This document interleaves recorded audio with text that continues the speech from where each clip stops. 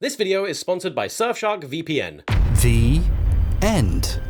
And that concludes my brief 4-hour video about plagiarism. Thanks for watching. Don't steal my video idea. I'm gonna steal that video idea. No, Tom, please! Good artists copy. Great artists steal. Me. Right now. That's my quote. I said that. Creativity is messy, and originality is a liberal myth. It's been said that there is nothing new under the sun. By me, just now. And maybe that's true. Maybe there is nothing original. Maybe every creative decision anyone ever makes is just all the stuff they've consumed, experiences they've had, and feelings they've felt being blended together and served up as a dish that seems fresh, but is in fact entirely made up of regurgitated ingredients. If you only ever played a child country music and then asked it to write a completely new song, they're probably gonna make you a country song, right? Big truck, love Christ. Second truck, hate wife. When it comes to the subject of plagiarism, which is defined as the practice of taking someone else's work or ideas and passing them off as one's own, by me just now, that's enough of that bit. I want to know where we draw the line between inspiration or influence and theft. Is originality without plagiarism even possible? And did Domino's Pizza steal my comedy sketch? Stop! I'm you from the future. The future? In this video, I would like to argue that plagiarism exists across a spectrum of severity, and by severity, I mean how much conscious appropriation has gone into any piece of work, creative or otherwise, and I'm going to explore this through the lens of all the times I've stolen from other people and all the times they've stolen from me. Now, this may be surprising to you, but I am neither a philosopher nor an academic. The only book I've read in the past 20 years that didn't have pictures in it was Resident Evil 2, and I'd love for that to be a joke, but it is not. So while I would love to get into the ethics and morality of plagiarism, I want to save my thoughts on that for the very end, because right now I'd like to just introduce you to my 10-point spectrum of plagiarism, which I am titling the Somerton Scale, named of course after the English town of Somerton. No other reason? Not one. The Somerton Scale is intended to be something you can use to compare any two works or ideas, so naturally, at the very beginning, we have no correlation. The relationship between Martin Scorsese's Goncharov and this really cool picture of a rat I drew is zero, even if they are both our respective masterpieces, and it's safe to assume any two random things you compare will probably land right around here, so let's move on. In 2016, Amy Schumer was accused of stealing jokes, and it was famously claimed that she just spontaneously happened to come up with the same jokes as other people in a case of parallel thinking. Parallel thinking, at least in theory, is used to explain instances where two people coincidentally come up with the exact same idea. It can also be called simultaneous invention or multiple discovery, and it genuinely happens all the time. Hey, you know that comic about the striped shirt wearing, catapult wielding, mischievous little boy Dennis the Menace, which debuted on March 12th, 1951? You know this one? Both the UK and the US got their own version of Dennis the Menace on the exact same day, with zero evidence to suggest that any foul play had taken place. I swear, this movie and the marketing for it just gaslit the absolute shit out of me as a child. Hello, English child. Do you like Dennis the Menace? I sure do. Well, you should check out this movie, Dennis the Menace. Wow, it's about Dennis the Menace? Yes, it technically is. Why are you saying it like that? Is it a Dennis the Menace movie or not? It is a movie for a character that is called that. Please shut up and buy it. Hashtag not my Dennis. It was a scam. They took something from me that day. Mostly my pocket money. When the Super Mario Bros. Movie came out, a lot of people messaged me to say that they thought the character Lumily, the only hope is the sweet relief of death, was oddly similar to Astor Movie's Mr. Muffin. But I want to die! They're both cutesy, death-obsessed characters voiced by children. Now, sure, they're similar, but even my ego isn't big enough to claim ownership of a relatively simple idea. I mean, taking a very cute thing and having it say a very dark thing is just peak subversion of expectations. But then I saw the movie and I learned that the head of story on it was Ed Scudder. Lumily is just like doom and gloom. Please, we are depressed enough! The very same Ed Scudder that I had worked with to record Sam Lavanino's lines for Mr. Muffin back in 2013. That is actually a little suspicious, so I reached out to him and said, hey dude, is there any chance these two characters share any DNA, as it were? And you know what? He didn't work on the script. He didn't do that. It was just a coincidence. Similarly, in 2020, I had a lot of people reach out to tell me they thought the new Domino's UK adverts were very similar to my 2015 sketch, Pizza Time. Everything is on fire! Both being comedy shorts surrounding a near-future version of a would-be takeaway orderer arriving to forewarn their past self that doing so will trigger a disastrous chain of events before encouraging them to order something else. Right, I'm getting Domino's. While that's by no means black and white, that's a little sus. So we tracked down the ad agency and the director of the ad, and I reached out to the director and he said that he had nothing to do with the script. It came from the agency. So I reached out to the agency and yeah, they explained to me the brief they got from Domino's and they walked me through the creative process it took them to get from that brief to the ad they made. And short of just calling them liars, seems like just parallel thinking. And I'm sure that's the last thing we're going to hear about Domino's Pizza in this video. Subtle foreshadowing. Although one last thing I want to say about these ads before moving on is that while looking into them, I discovered that one of them became the center of a weird manufactured controversy. Some tabloid had basically found that a couple terminally online people had claimed that the ads were racist because one of them says anything but Chinese. And so they ran a whole story on this saying that the woke left are trying to cancel Domino's.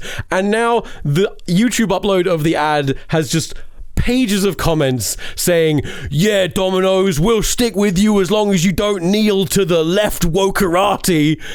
And it's like, come on, guys, you get played so fucking easily. I cared more about these fucking ads than anyone else, and I didn't even care that much. Himalayan herrings. In 2009, my friend got a string of texts from an unknown number confessing their undying love and begging for another chance, before a follow-up saying, sorry, wrong number. Delicious. This exchange would become the inspiration for my sketch Musical Suicide, where I took the basic premise of confessing your love to the wrong person, heightened it to an extreme in the craziest, most overt place that could happen, reused a few visuals from my university short film Hit It, and made it a musical because my partner at the time was very much into musical theater. I can pretty confidently trace back where every creative decision I made for that video came from, so imagine my surprise when the video comes out and someone points out that it is almost identical to a 2007 man-stroke-woman sketch that's just the same gag, just without the singing. I thought you were someone else. Now, I have absolutely no recollection of seeing that sketch or even any episode of that show, but what if I had? What if I'd seen it and forgotten? What if my mind had betrayed me? Moving along the Somerton scale, we have what I'm calling subconscious appropriation. The technical term for this is cryptomnesia, which is not when you forget the password to your crypto wallet. Am I right? Crypto bros? Haha. Crypto bros? Subconscious appropriation, or cryptomnesia, is the phenomenon of mistaking a memory for an original idea, and everyone does it all the time. Essentially, it's when you've taken in some piece of information, be it an idea, a joke, a melody, and then you've forgotten where you got that from, or that you actually got it from anywhere at all. Here's an interesting article on it. I'm not a science boy. In 2021, Little Big released I'm a sheep, I say, sex machine. And a few people said, hey, that's just... And while I can hear the similarities, Beep Beep I'm a Sheep is really just Uptown Funk You Up, Uptown Funk You Up, which we all know is just Come on for Hogwarts, guys. Say come on for Hogwarts, guys. Which is ultimately just Oops upside your head, say oops upside your head. My point being, a good melody isn't called an earworm for no reason. Sometimes an idea can bury itself deep into your head without you even realizing. I grew up on the work of Robert Knox Benfer and his claymations. I bet you can't shoot me. I bet I can. No. It's why I asked him to play the Stegosaurus in Astor Movie 4. I am a Stegosaurus! But it wasn't just his claymations I enjoyed, it was also his redubs of the Matrix movies. Good for you. Here is the first Astor comic I made in 2006, which I would then adapt into the first Astor movie in 2008. Die, potato! And here's a clip I recently discovered from Knox's Matrix Reloaded dub from 2004. Die, tomato. Yeah, I definitely stole that shit, and I had no idea. Hell, the only reason it probably changed from die tomato to die potato is because if I said die tomato in my accent, it would be die tomato. And I did all of that subconsciously, and it sucks. It feels bad, man. I thought I came up with that myself. I thought it was really clever when someone stepped on a potato. Oh, dear. Oh, dear. In 2016, I released Secret Santa, in which a child walks in on a startled Father Christmas who says no witnesses before drawing a gun, and pretty much immediately upon its release, Viner Brandon Bowen rightly pointed out that sketch was almost identical to a Vine of his from 2014. No witnesses. I didn't really use Vine, nor did I follow Brandon, but I can't say with 100% certainty that I never saw his skit in a Vine compilation. Lord knows that it would have come and gone fast enough for me to potentially remember the gag, but not its source. Subconscious appropriation? Maybe. But it turns out that Mad TV beat us both to the punch anyway, so... Face the tree. Fuck us, I guess. Calling out someone for copying you is messy, and unless you've got an airtight case that you can present effectively, you can come out the other side of it looking like the bigger asshole. In 2014, I called out Smosh for this gag in their video 19 More Crazy Vines That Don't Exist. Does anyone know CPR? I do. Nerd! Because it was pretty damn similar to this Ast of Movie 6 joke from the year before. Is anybody here a doctor? I am. Well, you're a nerd! Anthony promptly responded on social media saying the joke was admittedly similar, but that they had never seen Ast of Movie 6, nor would they steal a joke from anyone. People called me a dork-ass loser, I got embarrassed, and I deleted everything. Good job, me. Good follow through. However, in my desire for the debacle to just be over, I failed to present my key piece of evidence, which is that Smosh put Ast of Movie 6 on the front page of their website the day after it came out. So I reached out to Anthony when I started working on this video, and he said, yeah, there's a strong chance that a writer was influenced in some way, even subconsciously, but I can't say for sure. Subconscious appropriation? Probably. Vindication!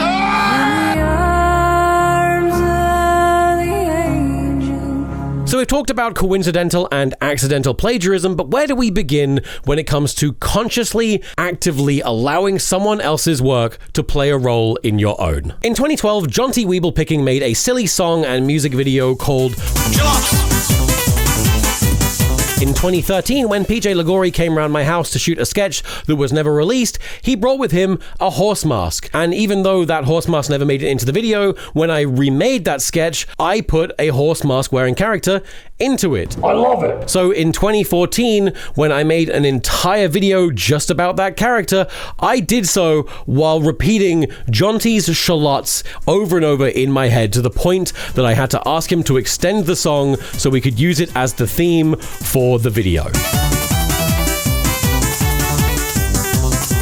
Horse. Inspiration is a trigger. It's the starting pistol that gets you running, and while the inspiring instant and the finished product may end up having nothing in common, it's still where the journey began. It's experiencing grief and writing a poem about life. It's watching a terrible movie and imagining a better one. It's seeing something that makes you lose faith in humanity and tweeting, you know what, if you think about it, humans are actually the real virus. I saw this still from the 1990 sitcom Get a Life being used as a meme on Tumblr, and it inspired juice that makes your head explode. This tweet from my co-writer Eddie became Tell Me Something I Don't Know, and if it weren't for this fake suicide bomber ad from Dan Brooks and Lee Ford, I would have never made the banned University of Lincoln adverts.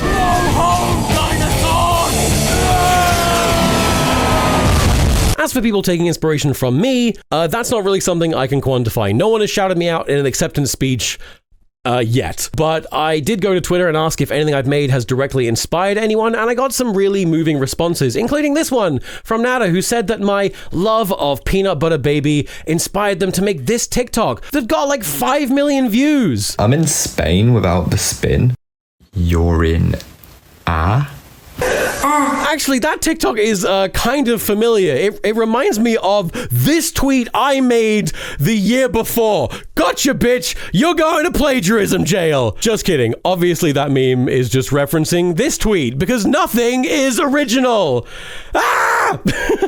To me, influence is when someone else's work, style, philosophy directly guides your execution, your process, informing not necessarily what you do, but how you do it. For me, the comedy sketches of Brian McElhaney and Nick Kocher, aka Britannic, have hugely informed how I structure, pace, and perform my own sketches. You can probably find traces of influence from at least one of these videos in near enough any sketch I have ever made. Freeze! I'm a police officer. Chris, we have something to tell you. When I made What is the Best Aston movie joke, I was taking influence from Brian David Gilbert with a little bit of Tom Scott, which is why I put them both in the video. Hey, little doggy. Oh no. When I made The Hole and The Orb, I was taking influence from my friends Mike and Jacob Truman and their dryness and delivery in their videos The Hat. He's trying to sell you a hat. The hat stays. And The Shoes. Pretty sure I fell in the hole. And when I made Juice that makes your head explode. you best believe I was taking influence from Washing machines live longer with power. I believe that what we think of as a person's individual or creative style is really just a melting pot of all the elements they've incorporated from other people into their own. A painter might take influence from one artist's use of color, another's brush technique, one's composition style, and another's use of lighting to create something that is new and original, but really is just a culmination of those elements. When I adapted my Astav comics into Astav movie, I took influence from the Laser Collection Dr. Octagonopus and Stick Figures on Crack, namely their use of minimalist visuals with little to no backgrounds to keep focus on only what was necessary for the gag, and their use of TV static in between gags to emphasize the punchlines and make it clear that we had moved on to the next scene. What I didn't realize at the time is that they'd taken those elements from things like Robot Chicken and possibly even Rejected. My spoon is too big. We're all just leapfrogging off one another. It can be weird when someone tells me that they've taken influence from my work or something that I've been a part of, because I can usually tell where the thing that they're now doing originally came from for us. References are identifiable. The value they add to a piece of work comes partially from the fact that they are immediately recognizable. A spoof movie, an adaptation, a quote, a fanfic, fan art, a quick Easter egg, or a cover of a popular song like Jonathan Colton's 2006 reimagining of Baby Got Back. LA face with the Oakland booty. I'm sure that won't come up later. Am I getting any better at foreshadowing? Comedy is about the subversion of expectations, and this gag in Wizzo the Wizard, Who's Harry Potter? Hi, I'm Harry Potter. What do you do? I make pots. relies entirely on the audience having an expectation of who Harry Potter is to work. That's not magic. Well, maybe not to you. In a way, someone else has to have done the hard work of getting their idea out there into the world for a reference to even work. Unfortunately, the name of whoever made Harry Potter has been lost to time, but, you know, I'm sure they were a real one. One of my earliest uploads to YouTube is a parody of French New Wave films. I've referenced Casey Green's This Is Fine Dog in 2 separate sketches. This is fine. And Crash Zoom is just filled to the brim with Easter eggs and references in the same vein as Ed's World, including this one, which it turned out is just a copyrighted piece of intellectual property from an existing thing. And One Shot, you can't just work other people's stuff into an integral part of a character design without running it by me first. Ben, this is our last chance. I'm always flattered when someone takes the time to make a reference or even a parody of something I've done, be it in a video game or a McDonald's app notification or BBC Sherlock. I like trains. Okay, that one probably wasn't actually a reference to me. I didn't invent the concept of liking trains. That was autism. Yes. Cranking it up one more notch on the Somerton scale, we have allusion, references evil twin. To allude to something is to reference it covertly, subtly, in a way that could be easily missed and mistaken for originality. An uncited quote, an uncredited cover, a reference identifiable only to the person making it. Hiya! Hiya! Unlike a direct reference, the recognizability of the source material isn't what's beneficial here. What is how well it's been hidden. When I first released Ask the Movie, a lot of people told me I was ripping off Don Hertzfeld's 2000 short film Rejected, but I'd never seen it before. So what happened after I became aware of it?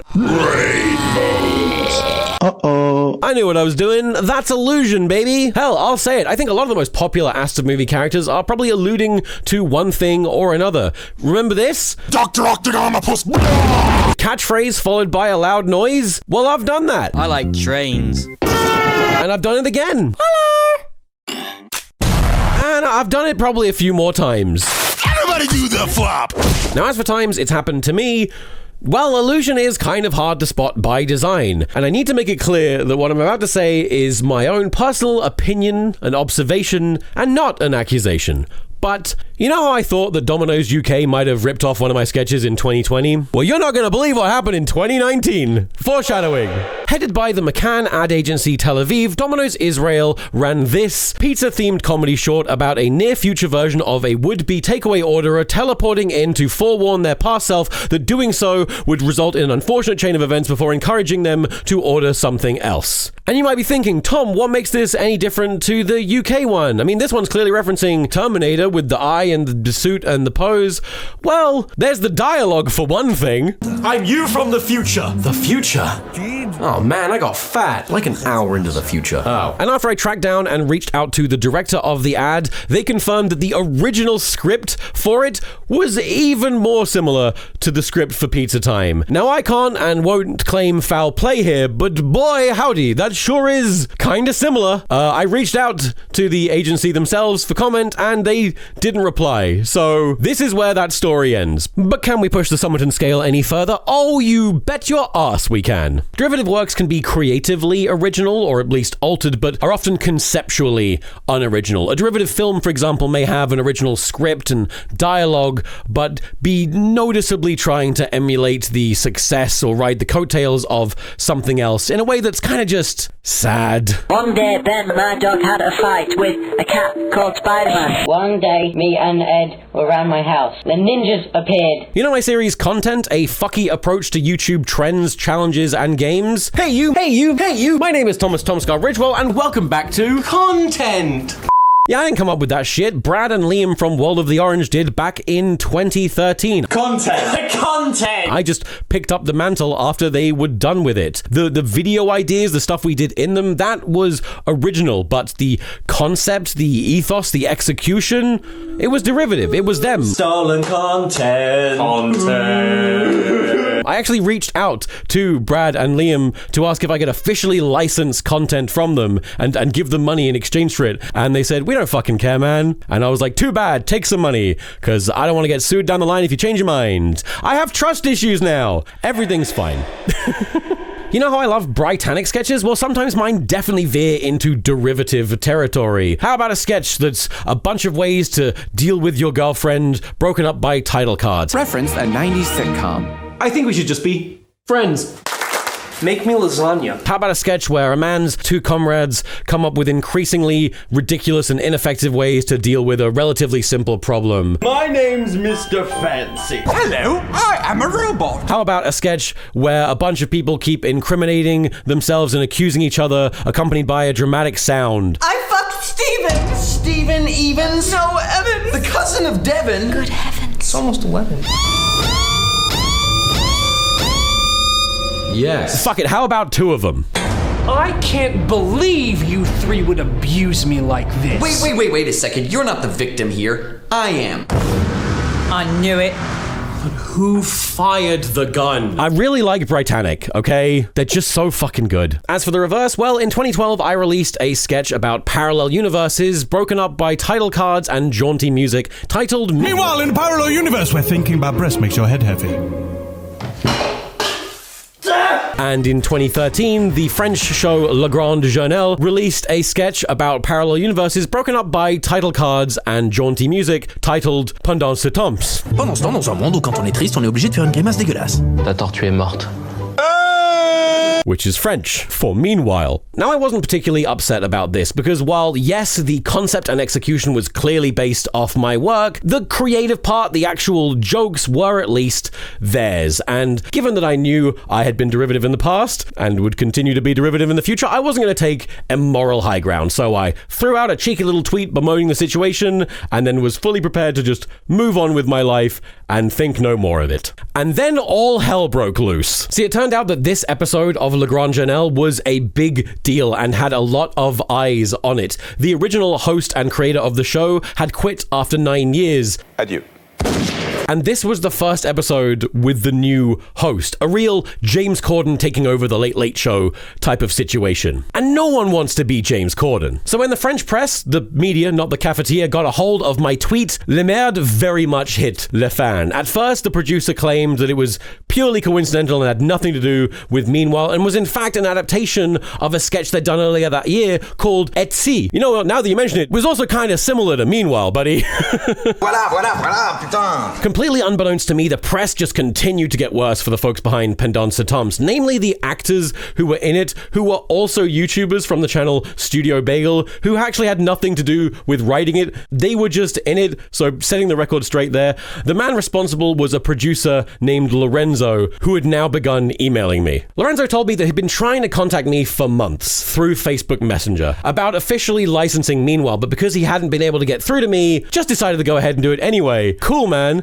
Also, if you put my name into Facebook, you're mostly just going to find Eddsworld role players, so there's a decent chance he was reaching out to Tom X Tord 69, and I love that for him. I told him that it was out of line that he'd just done it anyway, but that I just wanted it to be over, so I publicly wished him and his team well, and once again, tried to go about my life. And then shit just continued to get weirder. You see, Pendants Toms was not supposed to be a one-time thing. This was intended to be a regular segment in this new season of Le Grand Journal that would happen 4 times a week, so my blessings and well wishes were not enough. The network needed this resolved formally right now. They had a press conference in just a few days, and the media were going to skewer them over this. So Lorenzo asked me what my price would be. What would it take to formally license Meanwhile and make this all go away? And I'll be honest with you, I had no idea. I didn't want this. I didn't have a price in mind. I felt kind of icky asking for anything because, you know, I myself take influence and a derivative all the time. Maybe I just lacked self-worth, but I had no idea. But I took a day to think about it, and I figured that Meanwhile would probably take me about 2 days to write from scratch. And if I charged a day rate of, say, 150 euros, then 300 euros should be fair. So there I am, standing in my local Boots pharmacy with a box of tampons under my arm when Lorenzo calls me. And before the words 300 euros can escape my lips, he says, I have sold my car and we can offer you 20,000 euros. 20,000 euros? Holy fuck. I mean, Jesus Christ. Yes. I only wanted enough to buy a mid-range Lego set, and instead I got to build this studio. I've really debated whether or not to include that amount in this video because I'm aware that it is crass and it makes me seem deeply unrelatable, but that was a life-changing amount of money, and if any other creatives ever find themselves in this bizarre situation, I want you to know your potential worth because I very nearly asked for 1.5% of the amount they were prepared to offer me. But I guess they got their money's worth because over the following year, they made 108 episodes of Pendants Toms, all featuring my name in the credits. I've only made 4.5. I gotta step my game up. Next, imitative works are those which are just one teensy step away from a full-blown word-for-word remake. They are, for the most part, shameless and almost exclusively reliant on just not getting caught. You know, kind of like taking a tweet and turning it into a really popular TikTok. How dare you? I'm kidding. I don't fucking care. Whereas a derivative work will likely incorporate some form of creativity, perhaps approaching the same idea in a different way, imitative works are usually neither creatively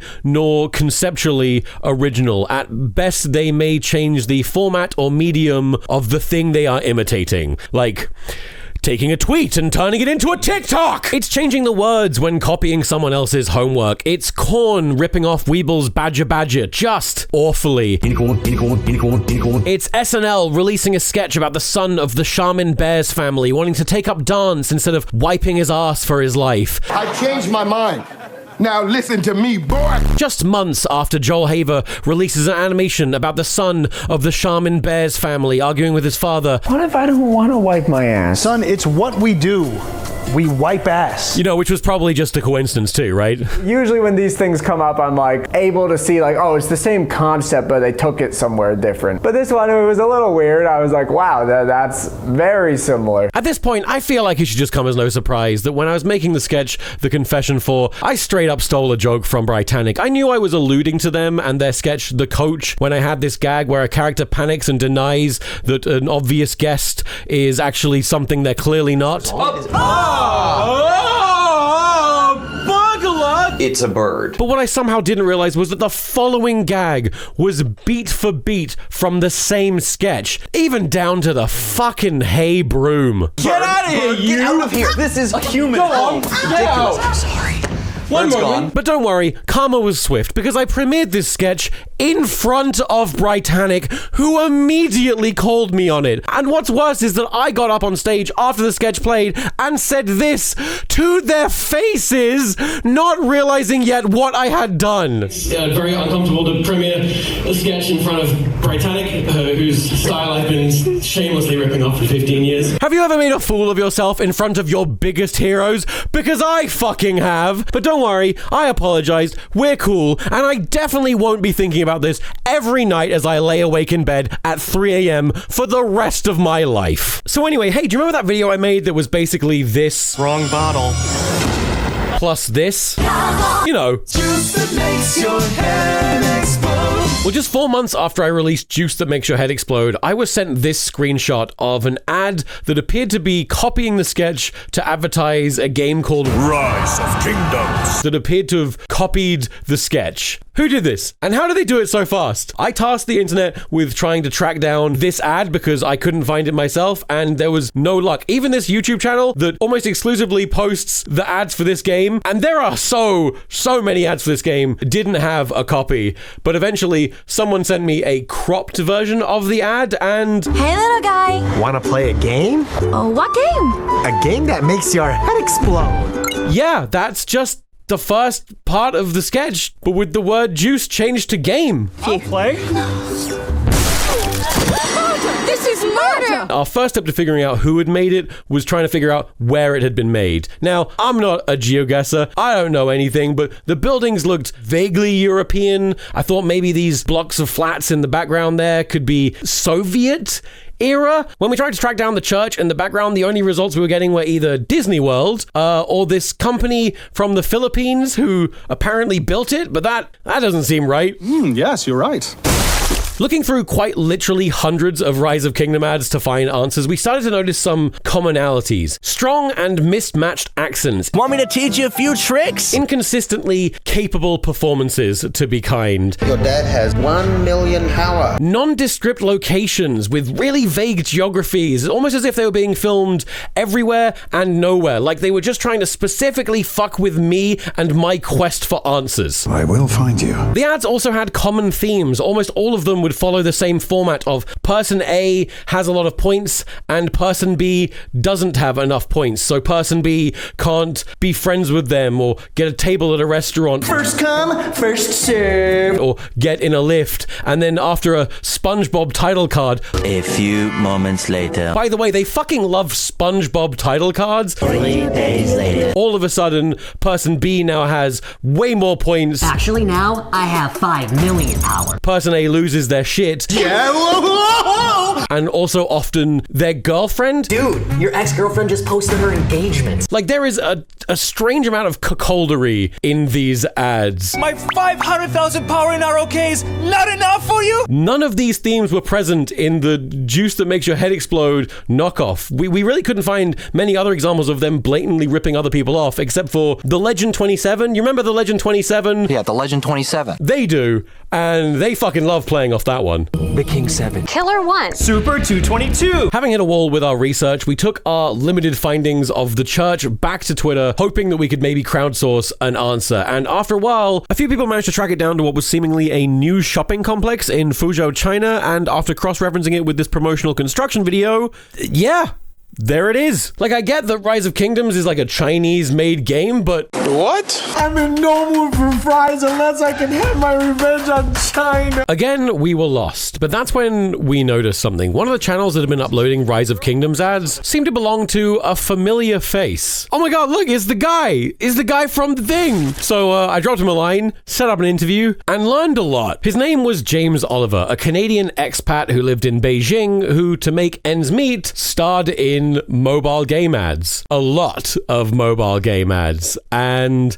he was actually quite surprised that we'd figured out where the ad had been filmed because... They do try to hide that and keep the settings ambiguous, actually. That's something the production teams do. Like, if they see Chinese characters on signage in the background, and they try to actually cover up license plates on vehicles and things like that. So it's interesting to me that you knew that. They don't want people knowing that it's made in China. Apparently, groups of English-speaking actors will be assembled by small independent production teams for long shoot days, where up to a dozen ads will be shot back to back. So, for example, the shoot that you mentioned, that exploding head one, that day we might have shot maybe a dozen ads, and they all have setups that take time. So it's just go, go, go, go, go. And we need to be able to memorize these very, very quickly and just hit our beats and roll on. That would explain why there are so fucking many of them. For me, actually, my breakout role was boss angry on airplane, throws briefcase hard. The teams are not attached to any ad agencies and are entirely Chinese, and James is aware of them copying scripts from movies, other ads, and even porn. A few times they're like, okay, you sit on this couch and you come in and you strip down to your skivvies and to a woman, and then okay, you straddle him and then you're gyrating him. I'm like, whoa, we just met. This is a mobile game ad. What are you talking about? And they're like, yeah, we got to get the audience's attention. I saw this in a porn. I bet you saw this in a porn. So anyway. And when they flew James over to Fuzhou to film a game that makes your head explode, he noticed that it was unlike anything else they'd really made. Probably because I hadn't written it like anything else they'd made. I guess the point I'm trying to make here is they'll take ideas from anywhere, including you. Who, me? So at some point in the few months since I posted my video, some guy in China had seen my sketch, copied the words, storyboarded it, and shoveled it into a day of filming Rise of Kingdoms ads. And as for this guy being in a pumpkin costume, I've got to assume they just didn't have a propeller hat and said, yeah, now he looks like a child. Victor. Okay, that guy's a character. He's American from Detroit who's never allowed to go back to the U.S. and was deported to Romania. What did he do? Great. It was drug related. Huh? He has a redemption arc. Before I move on, I just want to say a huge thank you to James for speaking to me and being so forthcoming. I'll link to his channel in the description. And I learned so much about these ads that we can't include in this video. I'll probably make a little exclusive video for Patreon. Forgive us. But for now, here's an ad that I've made that is entirely original and inspired by nothing. Enjoy. And now, a word from our sponsor. Hey, can I join your Surfshark Alliance?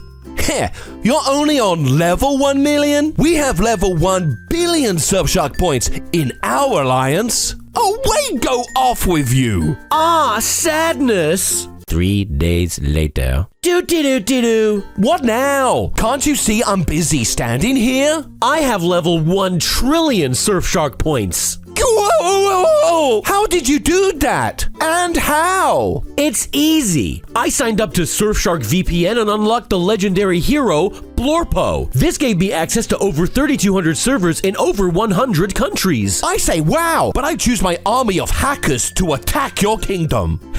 But my Surfshark army is strong and destroyed hackers and their epic malware attacks. Spin! Amazing! Can you teach me? Just use the code TomSkaFriends to get up to 6 months for free on your Surfshark subscription for free. Yeah, I just did it. And now my Surfshark can access content not available in my country and then remake that content as adverts. Hi, I am woman.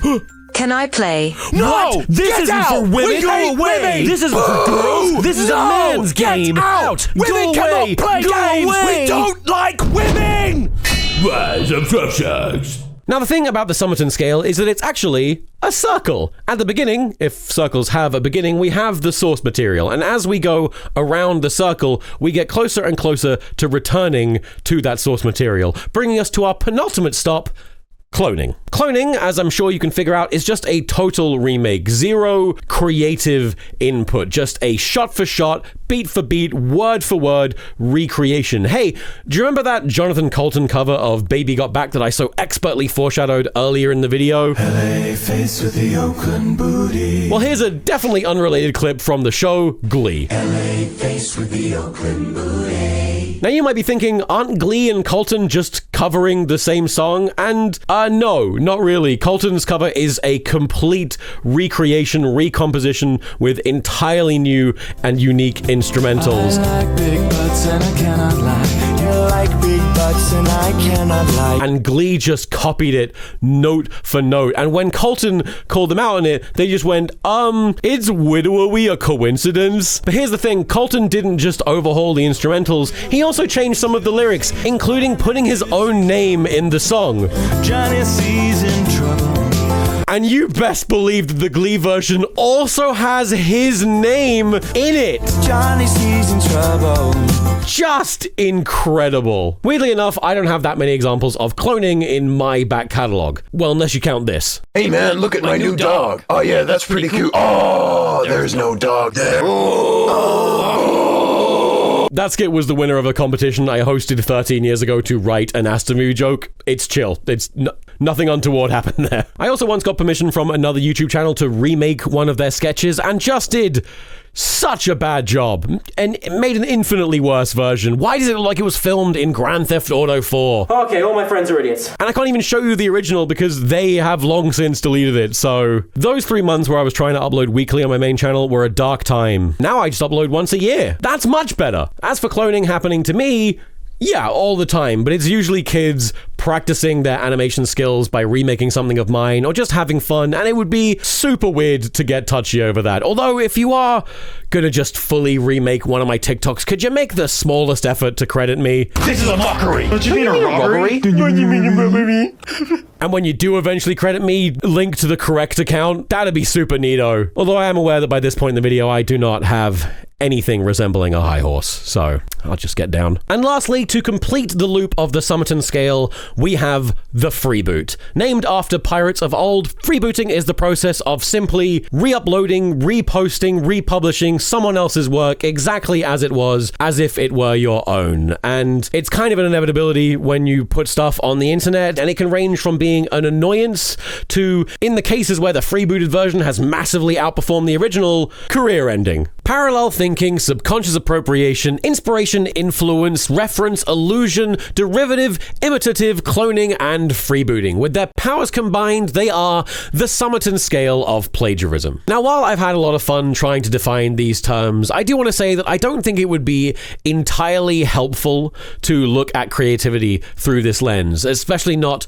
originality. I believe it would take a great deal of arrogance, or at least blissful ignorance, to ever believe that you could be truly original. I think at the end of the day, we're all just building off each other's work and ideas, creatively leapfrogging off one another for the betterment of mankind? No, that's probably too much. The betterment of mindlessly entertaining and distracting each other. Yeah, let's go with that. To decry a boat simply because you could identify the trees from which it was constructed would be to deny yourself the sea. Was that deep? I think that was a load of shit. As I said at the start of this video, while I believe that the amount of conscious appropriation found in any piece of work can be placed somewhere on this spectrum, that doesn't necessarily correlate with how unethical it may be. Someone re-uploading or remaking one of my videos may place highly on the scale, but I'd argue that it is morally nowhere near as bad as someone reworking my ideas and passing them off as their own, especially for profit. And freebooting sucks a lot, but sometimes it becomes the only way to preserve lost media, so it's almost like reality is complicated. That all being said though, and seeing as this video is pretty much nothing but my own opinion anyway, here is how I would personally ascribe some sort of morality to the scale. 1 and 2 can't really be helped. Short of running any idea you have through Google, stuff's gonna happen. I mean, then again, if an idea does come to you that's suspiciously good or it arrives fully formed, it couldn't hurt to check. Trust me on that one. It's got me a few times. 3 to 5 is the safe zone. With a little bit of humility and self-awareness, I think it's perfectly acceptable to let the work of others inspire or guide us. And if we are going to directly quote, imitate, or reference someone else, just a tiny bit of due diligence couldn't hurt. 6 and 7 are the danger zone. When we find ourselves here, it might be worth reworking a project a little bit, or simply trying to take influence from more sources to dilute how derivative we're being. After all, what is originality if not stealing from so many different sources that you can no longer identify one single point of influence? As for 8, 9, and 10, well, I think this is just where things have officially gone too far. This is true blue plagiarism town, and if you're not careful, you're gonna find yourself on a YouTube thumbnail. Oh no, you... The last thing I want to say in this video is I've definitely noticed a theme over the years of companies and corporations feeling extremely comfortable plagiarizing off independent online creators. And I think this happens for 2 reasons. One, these companies know it's near enough impossible to prove plagiarism, and without a publisher and their big scary legal team behind us, there's very little we can do, and they know they can get away with it. But also 2, I think there's just a broader belief that anything on the internet is free real estate. Who made this? I don't know. I'm not going to check. It's mine now. It's a lack of respect for art and artists and the concept of ownership in general, and it's definitely something I've been guilty of and will be working on improving in myself going forward. So that was the video. I hope I've approached this with the humility of a man who knows his own shortcomings. Tell me, what's the most plagiarism you've ever done? And leave your full name in the comments so I can tell on you. Thank you very much for watching. TomSka out. Oh God. Okay, I don't know how Elliot took his voice with him, but I'll do it myself. Hey you, thank you for the money. Hey you, thank you for the money. Money, hey you, thank you for the money. Hey you, thank you for the money. This is hard. Hey you, thank you for the money. Hey you, thank you for the money. Money. Thank you, patrons. We appreciate it. I guess I have to come up with a new song. So stand by for that. Please send help.